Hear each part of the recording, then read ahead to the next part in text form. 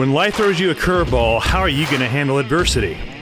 Welcome to the Fearless Mindset Podcast, where you're about to go on a journey as I interview security, business, and entertainment leaders on what it takes to stay fearless. I'm your host, Mark Ledlow, and enjoy today's episode. Hello, everybody. This is Mark Ledlow with the Fearless Mindset Podcast, and I have to do a little shout out in this episode. Everybody's kind of watching what's happening in Israel and the Middle East right now, and my thoughts and prayers right now are with the people of Israel and the people of Palestine, and the people, the U.S. troops that are stationed out there, and the battleship groups that are out there. That everybody be safe and get this all resolved sooner than later. And I'm honored to have Pete Ford here with us from the East Coast. And Pete is a former commander in the Army, and he's hostage negotiator, worked with the State Department himself, and he's highly involved with OSAC and ISF over there, the dinner fundraiser for that. And I met Pete through Robert Dodge's team back in the G4S days when they were running crazy over there in the East Coast. And Pete is well known in the D.C. area in diplomatic security and everything he's done over there. And thanks, Pete, for your time. I know you're busy running as a director of security of a pharmaceutical company over there, and your hands are a bit busy. I'm sure you're juggling many things. Thanks for coming on board. No, I appreciate it. It's a little bit easier to come aboard after the weather gets worse. It's going to be freezing this afternoon and tonight, so I'm happy to be here.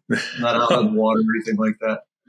Yeah, we're connected on Facebook, and I always see you on the boat. Is that what river is that when you're on your boat?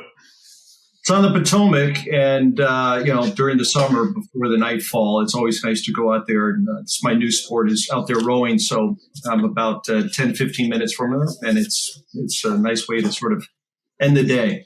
Still stay in shape. That's your cardio, rowing boats. I didn't know that. That's cool. That's my happy place out there in the water. No life jacket either. You're like a first class swimmer, right? Okay. But so I'm happy to be here. Thanks, Pete. Thanks for your time. So, Pete, audience, if you don't know Pete, he's highly involved with OSAC, the State Department, ISF, and I just wanted to kind of pick his brain on why OSAC and the State Department are so critical during these crazy times that we're involved with. And Pete can explain that more in detail than I can because he's heavily involved.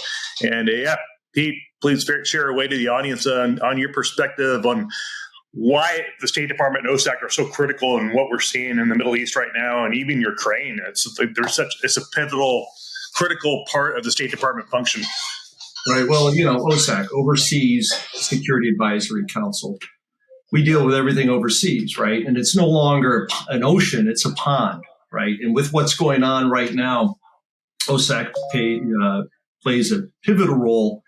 We don't have any operations in the Middle East or anything like that. So I'm not on these calls, but U.S. companies that are over in the Middle East, especially in the Israeli area, are on, I think it's daily calls they have with OSAC, and they have the regional security officer over there. Those countries, I don't know, I think they're dealing with Israel every time, but it's also Lebanon, Jordan, all the places over there. And they call the security officer or the embassy, and then he or she is able to give real-time intelligence to the folks out there, what's sort of going on the ground.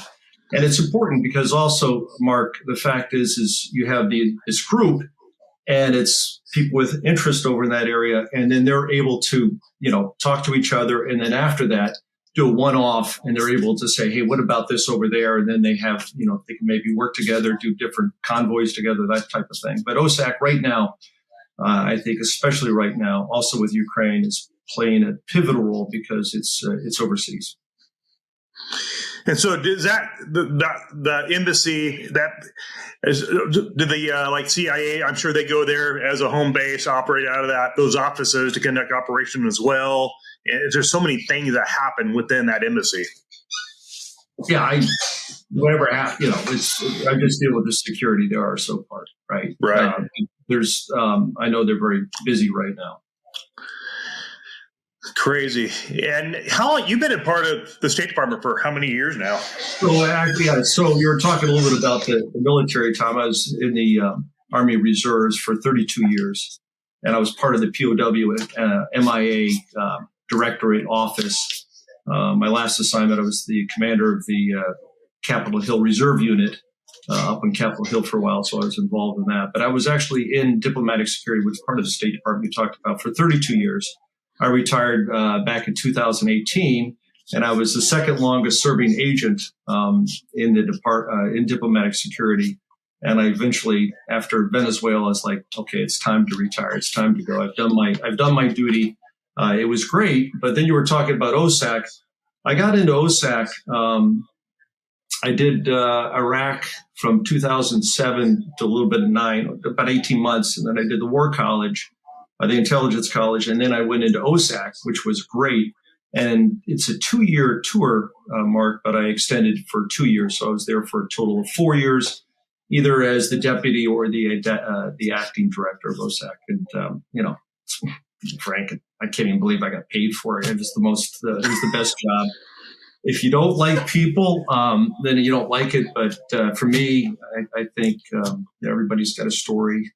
And if you treat everybody the same, right, you can have a small little American business and you got to make them feel like they're right up there with the big boys because, when they go overseas, you've got to treat everybody equally. So I really enjoyed it. It was a lot of fun. And what you're talking about, this OSAC annual meeting, briefing, whatever it's been back and forth.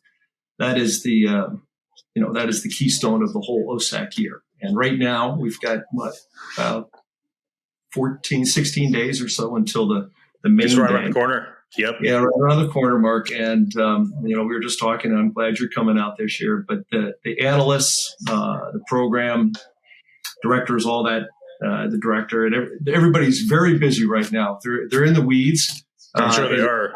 There's probably some people that are listening to this podcast and saying, okay, how the heck do I get a hold of them? It's a tough time right now. It's tough. But I'll be able to explain some of that later on when we start talking about the ins and outs of OSAC. I've got my opinions on what people should do. Yeah, make it more enjoyable, more useful. Very useful. I mean, it's the biggest tool for, like, if you have a company, like you're saying, if you have a company, say you have a client, let's call them XYZ company, and they're functioning, let's say Africa, and you don't know what the climate is on the ground. OSAC has the liaison, right, to the embassy. And if let's just say, for example, I had my company had Accra, Ghana, for example. We had business there, but we were just starting out. I'm the director of security for the company, or responsible for the Africa area.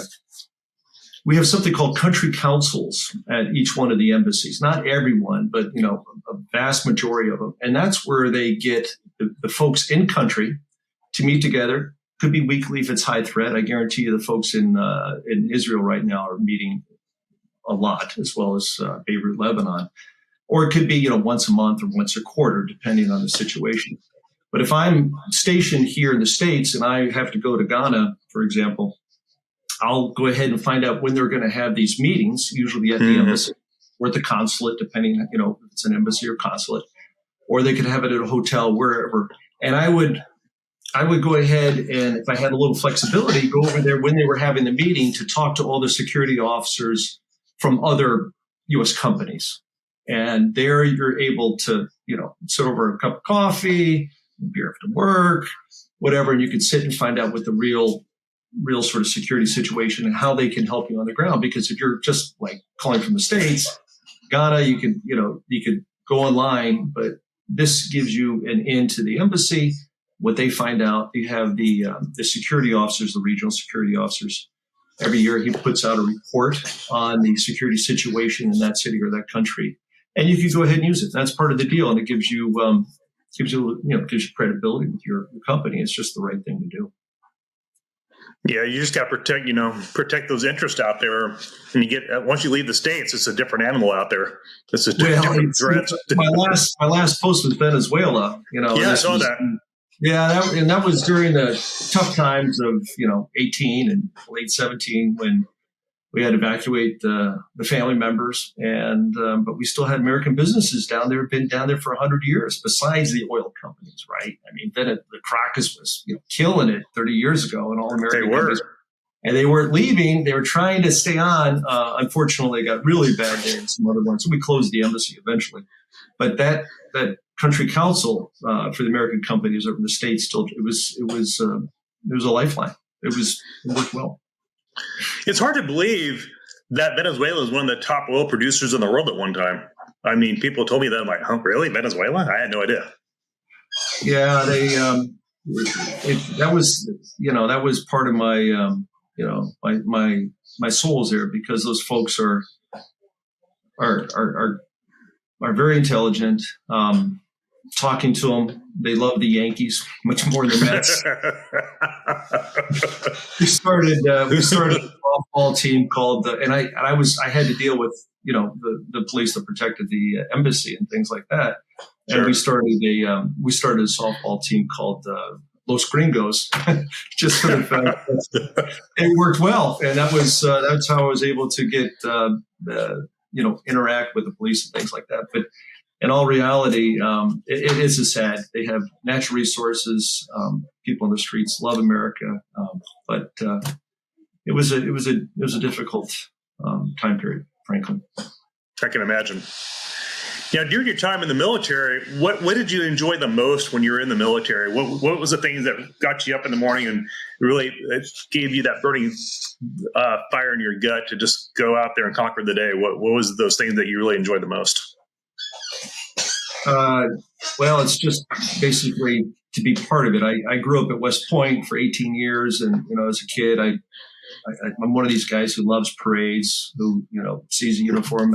I believe in all that stuff, and so I joined as a private, and I went through and some years as a private and moved up, and then went in and then went overseas in an intel unit during the Bosnia timeframe, and then in Iraq I was on the on the Foreign Affairs Committee back in 2007. And wow!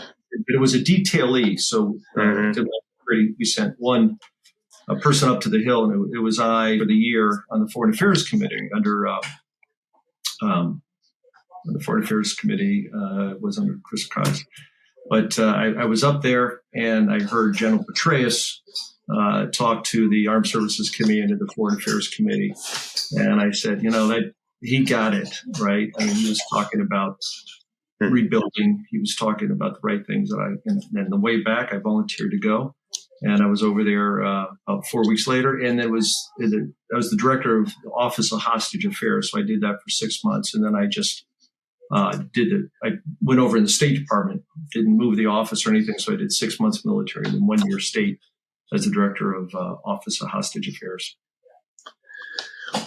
Was that a big transition going from the military to the State Department? Was that weird? The different cultures, or how was that? It wasn't at all, because when I was there, I was assigned in a military capacity to the embassy doing director of hostage affairs, and I had helicopters and things like that to go out and do the job. Mm-hmm. And it's because at that time the State Department did not have enough folks to fill all the positions at the embassy right at the beginning, and so I put my military hat and went over there, and then it was an easy transfer right into the civilian part as that. The folks in front of me, they were military folks, and then I was the last one, and it was a civilian one after that. But really, not too big of a transition. And then after that, I just stayed in. I enjoyed the military, and I got out, and I think it was 2013. Wow. And you retired? Did you retire? I know you were in the reserves there for a bit too, weren't you? And then it was all reserves. Yeah, I got called. Oh, was it? Yeah. Wow. Man, this is the reserve world. Such a different world. I did 8 years in the Marine Corps Reserves as well, and you get fired up and you spun up to go deploy wherever you got to deploy to, and you're right there with the rest of them. It's interesting because the old days, the reserves were, it's 2 weeks a year and that was it, right? Yeah. 1 week in a month. And then it changed, and it was all because of Iraq. And then the reserves got deployed. And, it's a tough call. Yeah. Is it worth it if you take the totality of everything? would you do it again? And, it was tough. With the State Department, it was tough just for the fact that, I've served in Lebanon, I've served in Sudan and places like that, and trying to do the military thing. And at first, the State Department, to be, frank, wasn't supportive, right? Because they didn't get it. But then after a while, they became very supportive. And it was impressive to see. And that was with Colin Powell when he came in. He just said, if we're going to call it the reserves, it can't be just the civilians taking the hit, right? Mom and pop place out there in Des Moines, Iowa. It has to be everybody. So, the State Department, it's going to have to do its fair share. So people get called up a lot. Still happy I did it, though. Sure, absolutely. It's amazing to me the doors that open up, nobody tells you when you're doing it, the opportunities that present themselves later on in your career and life. You just don't see those opportunities when they come up and say, oh, you're in that branch, oh, I was in that branch. You just have that brotherhood or brother-sisterhood of community, part of that tribe. And that trust factor is established. It's just, oh, you're served? Okay. It's just immediate respect factor. Also, it's all good. They're great folks, everybody, until the Army-Navy day. And then the Navy guys, jokes. I won't say anything on that, but I do. There you go. But it's interesting to see how the State Departments have evolved to such from my perspective, it's evolved to a huge, massive organization. I look at the State Department going equal to that of the CIA or the NSA. I mean, they're a big agency, and they use so much. Yeah, that's totally different. But I will say that the State Department, the fact is, as I said before, it's no longer an ocean. It's a small pond. And I never went overseas until after college. And then in the State Department, I had the opportunity to visit or work visit 117 different countries. And after what we all, put little pins on the maps, right, and said where we were going, and we'd have a little bit of competition. Who's been in the diplomatic courier has always won. Right.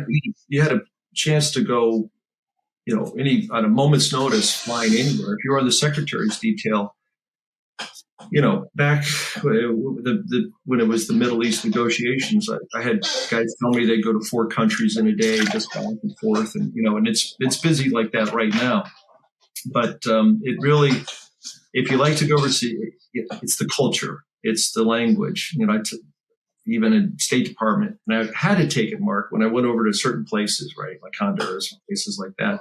You have to take the language to go there. It's usually 6 months unless you take, Russian.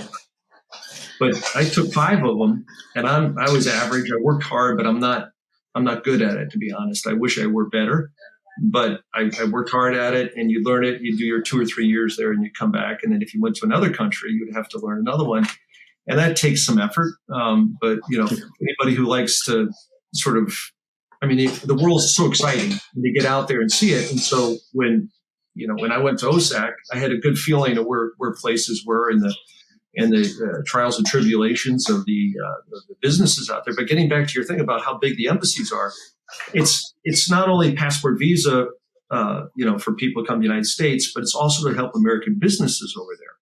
And there's a whole office up there, commercial affairs that help out American businesses because, you want to support American businesses overseas. And then the universities, which OSAC also supports, right? What is it? NYU, I don't know how many different campuses, they have campuses throughout the world. A lot of the campuses are doing that. And so you're supporting that way. It's just they do a lot. A massive undertaking for sure. Now that we're getting close to OSAC, there's, like you said, there's so many details that takes place in that, 5 days or 4 days span of everybody getting together for the annual briefing. That's insane. The thing is about 10 years ago, we started calling it OSAC Week. Wow. Because everything comes in. The International Security Management Association, ISMA, there's a reception. I think that's Tuesday night. Security 500 has their annual get together, and then that's on a Monday.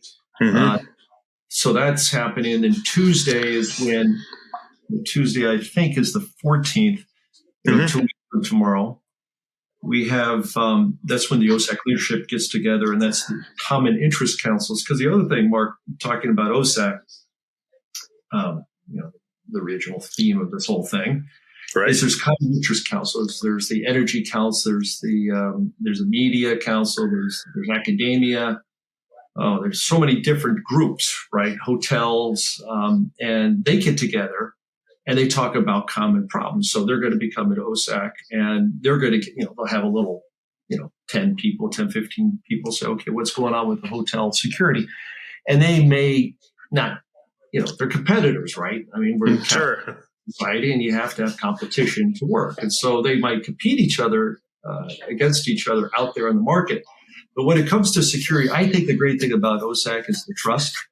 And when they sit there, they can have these meetings. I always like to be honest, my favorite one was the hotel group because that was the most fun.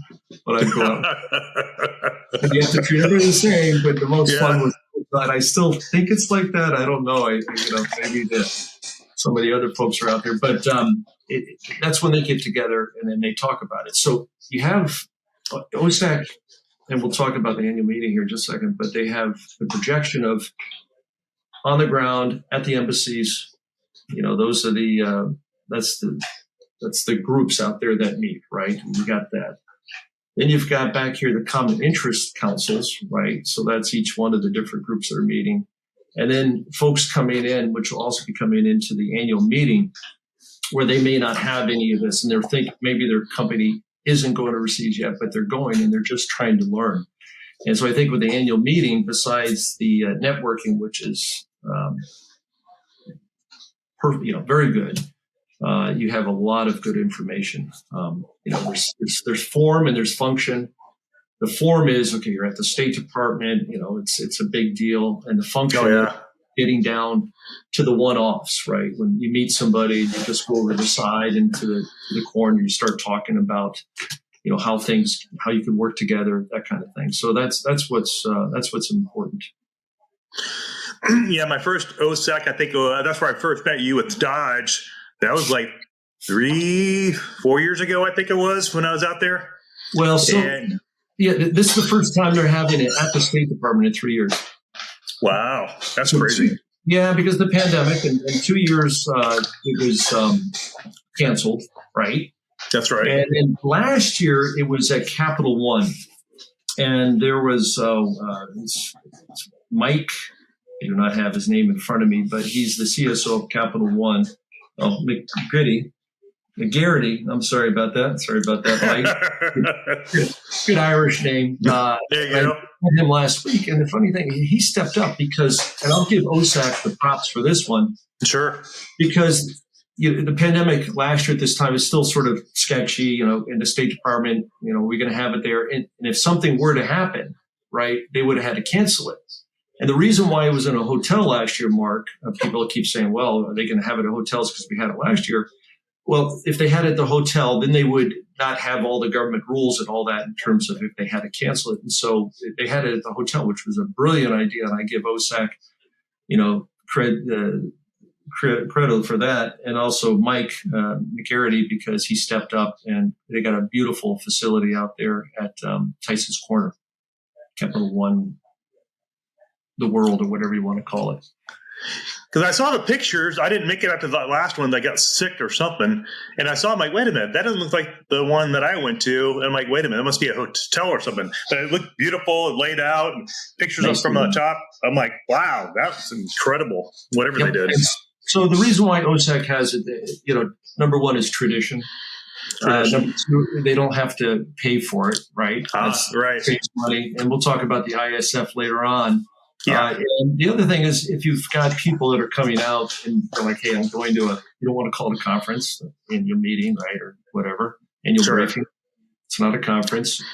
It's better when you have to talk to the boss and ask her, hey, I'm going to the State Department instead of going somewhere, some hotel. So there's pros and cons. I'll give you, once we get into it later, I'll give you some of the recommendations of what time to get there and where to go. Cool. Want me to do it now, or let's do it. Yeah, sure. That's good tips for folks going out there. Yeah, for sure. So anyway, so we've got about 14 days. Next Tuesday is when the leadership's going to meet. So the main day, Mark, is on Wednesday, and that's starts at 8:30. And I just checked it off the website. Nice. Okay. And what we usually did was open the doors up at 700. And here's my recommendation to the folks that are, if you haven't been out there, or even if you have, just a reminder, the big bottleneck, right, is when people are trying to get through security, and it's on 23rd. Oh, yeah. Yep. And don't drive. Do not drive. Do not drive. Don't drive. And then pray for warmer weather. No rain or anything like that, because I used to go out there, Mark, ahead of time, and just work the people line, just tell them, hey, thank you for waiting in line. Sorry, we have to go through security, because people they get ticked, right? As it gets later, and I get it. You have to understand what they're going through, just to empathize with them. And so, and they get there thinking it's not going to be a big line, and it gets to be a big line. And if it's cold, and then they want to get in there and they want to get some coffee and all that. But so we used to open at 7. I would say, why not get there a little bit early? Yeah. Get in, right? Okay. Hopefully it's and dress warm enough, but get there early, real early. Get in, go through security, get all your jacket or whatever you have, scarf or whatever, put it on a seat. Go find a seat right away. Don't go for the Starbucks coffee. Go to the seat, because that's what's prime real estate later on. Absolutely. You have somebody to go with, find something there. Once you get in there, then you can go down. And when I first started, they had the coffee in the old military, the big silver ones, and it just tasted terrible. It was absolutely the worst coffee ever. So thank God we got Starbucks in there. And for Starbucks, she was on it. She brought it in, and it's been a hit ever since. So Starbucks coffee, always hot, always strong. So get that. And then they have enough food there in the morning. So if you miss breakfast, you've got that right there. Right. So make sure you get there early. And the other thing is, if you don't have hotel reservations now, make them now. Make them now, because you're thinking, it's a big city. But there's something else, because we've had issues where in the past, I don't know about right now, but there's not enough hotels. There's not. And then hopefully stay next to a metro, because everything you go to is next to a metro. Or because Uber is going to be jammed. You can take a taxi. But and start putting your steps in now. And I'll tell you, usually I go from one reception to the next, and I walk it, even if it's a little chilly, because I like to walk, but it makes it easier. So get the hotel reservations now. Get there early. Get a seat as soon as possible. And they're going to come out with an OSAC app that they do, Mark, for the week. Sweet. Yeah. Nice. Make sure you download that. It'll have all the agenda, et cetera, et cetera. I even, I do the Twitter, which is, I guess, X now. Go through OSAC, follow them. I follow them on LinkedIn. Now at lunch is from 12 to 1:30, so it's an hour and a half.